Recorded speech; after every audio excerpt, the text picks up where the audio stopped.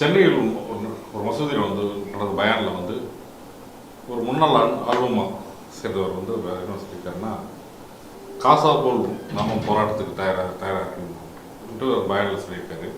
அதோடு இன்னொரு சிலர் வந்து அல்லாஹ் வந்து பழமையைத்தான் விரும்புகிறார், புதுமையை விரும்புவதில்லை அப்படின்னு சொல்லிட்டு இந்த ரெண்டு விஷயங்களும் வந்து ஒரு பெரிய மிகப்பெரிய ஒரு ஆதாரத்தை கொடுக்கக்கூடிய விஷயம். எப்படின்னா அல்லாமன்னா ஒன்று காசா போல் அப்படின்னா யூதர்களை தாக்குதல் சொல்கிறாரா, இல்லை வந்து பழமையை தான் விரும்புகிறோம் அப்படின்போது புதிய சட்டங்களை எதுவும் ஏற்க மாட்டார். அந்த ரெண்டு கேள்வியை வந்து பொதுமக்கள் கேட்குறாங்க.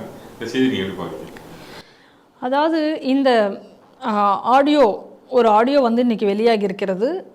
எங்கே இந்த பேசியிருக்காங்க அப்படின்னா, நாக் பேண்ட் மாஸ்க் அப்படிங்கிறது எல்லிஸ் ரோடில் இருக்குது சென்னையில். அந்த மசூதியிலிருந்து ஒரு பயானில் வந்து பேசப்பட்ட ஒரு செய்தியை தான் நம்ம பார்க்குறோம். அப்போ அந்த பயானில் வந்து அவர் அந்த பேசும் பொழுது அந்த துலுக்கர் என்ன பேசுகிறான் அப்படின்னு பார்த்தீங்கன்னா, அல்லுமா அப்படிங்கக்கூடிய ஒரு தடை செய்யப்பட்ட ஒரு பயங்கரவாத அமைப்பினுடைய உறுப்பினராக இருக்கக்கூடிய ஒரு ஆள் இனயத்துல்லா ஷெரீப் அப்படிங்கிறவர் தான் இதை பேசியிருக்கிறான். அப்படி இதை பேசும் பொழுது எப்படி என்ன சொல்கிறாங்க அப்படின்னு பார்த்தோம் அப்படின்னு சொன்னால், அவங்களுடைய அந்த செய்தியை நீங்கள் கேட்டீங்க அப்படின்னு சொன்னால் அதனுடைய சாராம்சத்தை தான் நம்ம வந்து இதில் என்ன அப்படிங்கிறத பார்க்கணும். சாராம்சத்தை சொல்லும் பொழுது காசாவினரை போல் நீங்கள் இருக்க வேண்டும் அப்படிங்கிற ஒரு வரியை அதில் அவர் சொல்கிறார். அப்போ காசாவினரை போல் நீங்கள் இருக்க வேண்டும் அப்படின்னு சொன்னால் காசாவினுடைய போராட்டம்ங்கிறது என்ன? யூதர்களை நீங்கள் வீடு புகுந்து தாக்கினீர்கள், யூதர்களை நீங்கள் கொன்றீர்கள். அப்போ யூதர்களை நீங்கள் கொல்லும் பொழுது அதற்கு திரும்ப அவங்க அடித்தாங்க. இதுதானே காசாவில் இன்றைக்கி நடந்துட்டு இருக்கு.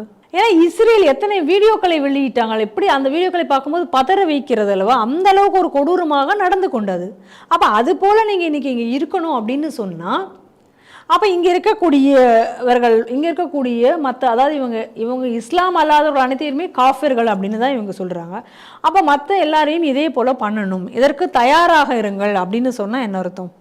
அப்போ இது போல் நடந்து கொள்ளணும் அப்படி என்று குறிப்பாக அவங்க சொல்கிறாரா? பயங்கரவாதத்தை ஒரு வன்முறையை தூண்டும் விதமாகத்தானே இந்த இடத்துல இது இருக்கிறது, அந்த ஆளுடைய பேச்சுங்கிறது. அப்போ அதுக்கு அடுத்ததாக நீங்கள் இன்னொரு விஷயம் அதில் பார்க்கணும். நாங்கள் வந்து புதிய சட்டங்களை அல்லாஹ் ஏற்க மாட்டார், புதியவைகள் எதையும் அல்லாஹ் ஏற்க மாட்டார் அப்படின்னு இவங்க சொல்கிறாங்க.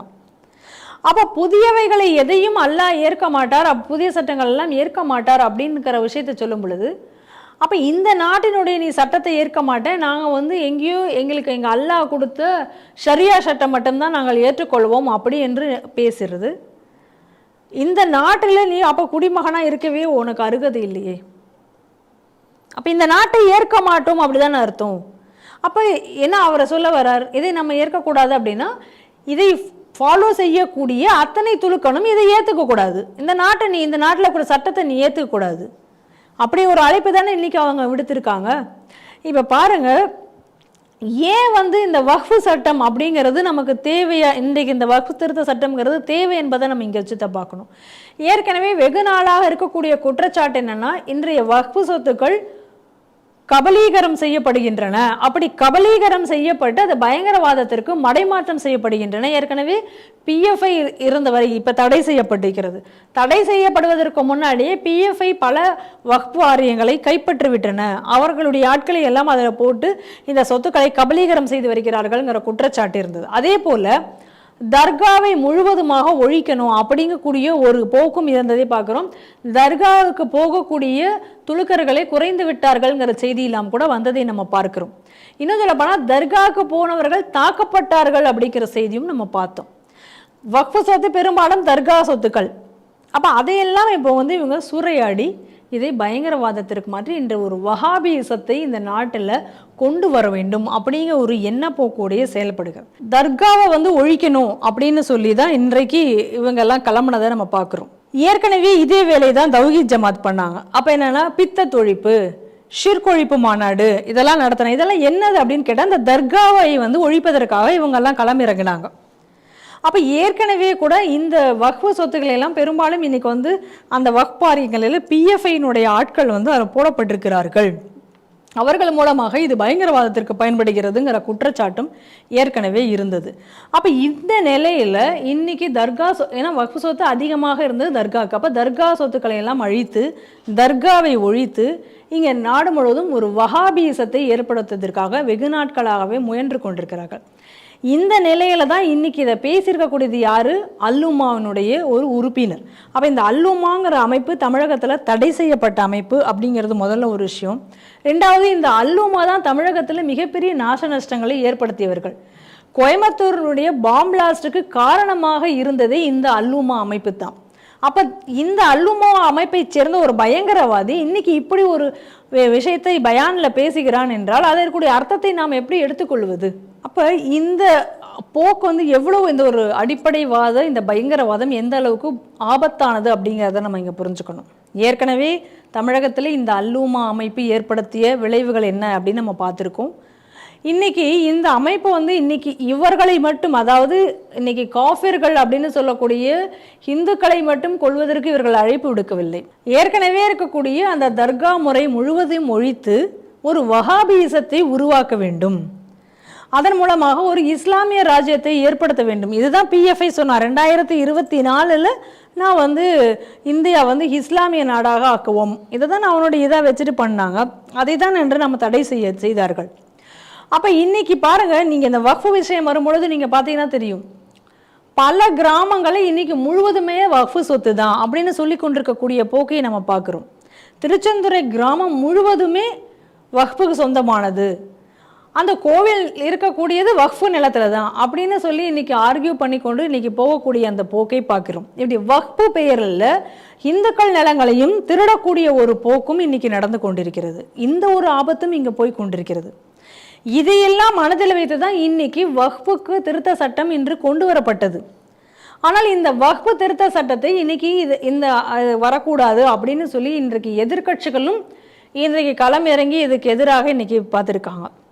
இருக்கக்கூடிய கனிமொழி முதற்கொண்டு அந்த சட்டத்தில் என்ன இருக்குன்னே தெரியாமல் பேசினதை நம்ம பார்க்குறோம். ஆனால் அதனுடைய விளைவுகள் என்ன அப்படிங்கிறத பாருங்கள். இன்றைக்கி எப்படி இவர்கள் இன்றைக்கி பேசி கொண்டிருக்கிறார்கள். ஒரு பயானில் ஒரு ஓப்பனாக எந்த ஒரு இதுவும் இல்லாமல் இந்த மாதிரி ஒரு அழைப்பு விடுப்பதை நம்ம இன்றைக்கி நம்மளால் பார்க்க முடிகிறது. அப்போ மிக தெளிவாக இவங்க வந்து இந்த சட்டத்தைகள் எல்லாத்தையும் சட்டத்திட்டங்களை ஏற்க மாட்டார்கள். அவர்களுக்கு இதை நம்ம ரொம்ப காலமாக நம்ம ஸ்ரீ டிவியில் சொல்லிட்டு வர்றது இதுதான். அப்போ இன்றைக்கி இதுக்கு இந்த பழைய முறை அப்படிங்கிறதுக்கு உதாரணமாக இன்றைக்கி நீங்கள் 2-3 விஷயங்களை இன்றைக்கி நீங்கள் பார்க்கலாம். ஒரு துலுக்க பெண் பாட்காஸ்டில் வந்து ஏதோ ஒரு விஷயத்தை ஒரு பாடலை பாடிவிட்டார் அப்படிங்கிறதுக்காக அதற்கு அந்த பெண்ணுக்கு இவ்வளோ ஒரு அச்சுறுத்தல்கள் வந்திருக்கு. நீ எப்படி இந்த மாதிரி பாடலாம் அப்படிங்கிறது அதை நம்ம பார்க்குறோம். தமிழகத்திலே ஒரு உதாரணமாக இன்றைக்கி நம்ம சொல்லணும் அப்படின்னு சொன்னால் அமீர் வீட்டு கல்யாணத்தை எடுத்துக்கோங்க. அவர் வந்து டேரக்டர் தானே, அமீர் டைரக்டர் தானே, பல படங்களை எடுத்திருக்காருல்ல. அப்போ நீங்கள் பல படங்களை எடுத்த போது அதில் பெண்களை வைத்து நீங்கள் படம் எடுத்துலையா? நீங்கள் எந்த சாங் டூயட் சாங் வைக்கலையா? எல்லாம் தானே பண்ணீங்க. அப்போ நீங்கள் எல்லாம் பண்ணிட்டு அந்த மாதிரி பண்ணும்போது அவர் வீட்டு கல்யாணம் எப்படி நடந்ததுன்னா, அவர் வீட்டு அந்த ரிசப்ஷனுக்கு அந்த மணப்பெண் வரவே இல்லை. மணமகன் மட்டும்தான் இருந்தால் எல்லாரும் மணமகனை மட்டும்தான் பார்த்து விட்டு சென்றார்கள். அப்போ இது ஒரு பெண் அடிமைத்துவம் கிடையாதா? அப்போ இன்னைக்கு நீங்கள் சொல்லிக்கொள்ளக்கூடிய இந்த அமீர் வீட்டு திருமணமே எப்படி நடந்திருக்கு அப்படின்னு நீங்கள் பாருங்கள். அப்போ பழையதை தான் நாங்கள் ஏற்றுப்போம், சரியத்தை தான் நாங்கள் ஏற்றுப்போம்னா அதனுடைய கொடுமை எப்படி இருக்கும்? இன்றைக்கி ஆப்கானில் கூட ஒரு சட்டம் கொண்டு வர போகிறாங்களாம். அந்த சட்டம் என்ன அப்படின்னு சொன்னால், பெண்கள் வெளியில் வந்து வரும்பொழுது அவங்க வெளியில் வரவே கூடாது. அப்படி தேவைக்கு அவர்கள் வெளியில் வர வேண்டிய சூழ்நிலை வந்தாலும் கூட எக்காரணம் கொண்டும் அவர்களுடைய எந்த உடலினுடைய எந்த ஒரு அங்கமும் வெளியில் தெரியக்கூடாது, முழுவதுமாக மூடி இருக்க வேண்டும். அதே நேரத்தில் அவங்களுடைய குரல் கூட வெளியில் கேட்கக்கூடாது, அவங்க படிக்கக்கூடாது, அவங்க வீட்டில் கூட சத்தமாக பாட்டு பாடக்கூடாது, வீட்டில் கூட சத்தமாக பேசக்கூடாது.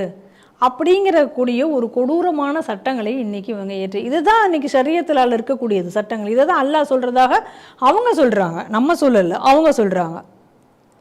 இன்னும் சொல்லப்போனால் அந்த பார்த்துக்கோ, ஈராக்கில் வந்து பெண்ணினுடைய திருமண வயதையே இப்போ நீங்கள் குறைச்சிருக்காங்க, குறைச்சி இன்றைக்கி சட்டம் ஏற்றிருக்கிறார்கள். தொடர்ந்து இதையெல்லாம் நாம் வந்து பார்த்துட்டு வரோம். இந்த மாதிரியான ஒரு காட்டு மிராண்டித்தனமான ஒரு விஷயத்தை இந்தியாவிலும் ஏற்படுத்த வேண்டும் என்று முயற்சி செய்கிறார்கள். அது மட்டும் இல்லாமல் ஒரு சமூகங்களுக்கு இடையிலே வந்து ஒரு பதற்றத்தை ஏற்படுத்தணும் அப்படிங்கக்கூடிய ஒரு நோக்கத்தோடும் இன்றைக்கி இவர்கள் வந்து செயல்பட்டு கொண்டிருக்கிறார்கள் தொடர்ந்து. இப்போ தான் நான் வந்து ஏற்கனவே ஹிமந்த பிஸ்வா அவர்கள் சொன்னதை வந்து நம்ம இந்த இடத்தோடு நம்ம இணைச்சி பார்க்கணும். ஏன் அவர் வந்து இந்த கடிதம் எழுதினது எவ்வளோ இம்பார்ட்டண்ட்டான ஒரு லெட்டர் அது அப்படிங்கிறத நம்ம இங்கே பார்க்கணும். ஒரு தடை செய்யப்பட்ட அமைப்பினுடைய ஒரு உறுப்பினர், முன்னாள் உறுப்பினர் சொல்கிறாங்க, இருக்கலாம். முன்னாள் உறுப்பினர் அவர் வந்து எவ்வளோ தைரியமாக மீண்டும் இங்கே வந்து ஒரு பயானில் வந்து, அதுவும் இங்கே இருக்கக்கூடிய சென்னையில் மெயினில் இருக்கக்கூடிய ஒரு மசூதியில் வந்து அவரால் இப்படி பேச முடியுது அப்படின்னு சொன்னால் எவ்வளோ ஒரு மோசமான ஒரு சூழ்நிலை இன்றைய தமிழகத்தில் இருக்கிறது என்பதை நாம் பார்க்க வேண்டும். அதனால் உடனடியாக இவர் கைது செய்யப்பட வேண்டும். இவர் எந்த நோக்கத்திற்காக இதை பேசினார் என்பதையெல்லாம் இதற்காக உடனடியாக அவர் எண்ணெயை விசாரிக்க வேண்டும். அவர் கைது செய்யப்பட்டு இந்த ஆடியோக்கள் இந்த மாதிரியாக எங்கெல்லாம் இந்த மாதிரி நடக்கிறதோ அதை அனைத்தும், இதனால தான் நம்ம சொல்கிறோம் ஒவ்வொரு மசூதிகளும் ஏன் கண்காணிக்கப்பட வேண்டும், மசூதிகள் எதனால் அப்படிங்கிறத சொல்கிறது. இது மாதிரியான விஷயங்கள்னால தொடர்ந்து இது போல் பல மசூதிகளில் இந்த மாதிரியான விஷயங்கள் வருகிறது என்பது தமிழகத்தில் மட்டுமல்ல, இந்தியாவில் மட்டுமல்ல, உலகெங்கும் இந்த பிரச்சனை இருக்கனால இன்றைக்கி பிரான்ஸில் பல மசூதிகளை மூடுறதுக்காக காரணமாக இருந்திருக்கிறது. இன்றைக்கி வந்து பல மதரசாக்களை மூடணும்னு சொல்லிட்டு உத்தரப்பிரதேசத்தில் சட்டம் இயற்றி மதரசாக்கள் மூடப்பட்டு அது பள்ளிக்கூடங்களாக மாற்றப்பட்டு வருகிறது. காரணம் என்னென்னா இதை தான் ஹிமந்த பிஸ்வாசம் சொல்லி கொண்டிருக்கிறார். அப்போ எல்லா இடத்துலையும் இது ஒரே போல தான் நடக்கிறது. இவைகள் உடனடியாக கண்காணிக்கப்பட்டு தடுத்து நிறுத்தப்பட வேண்டும்.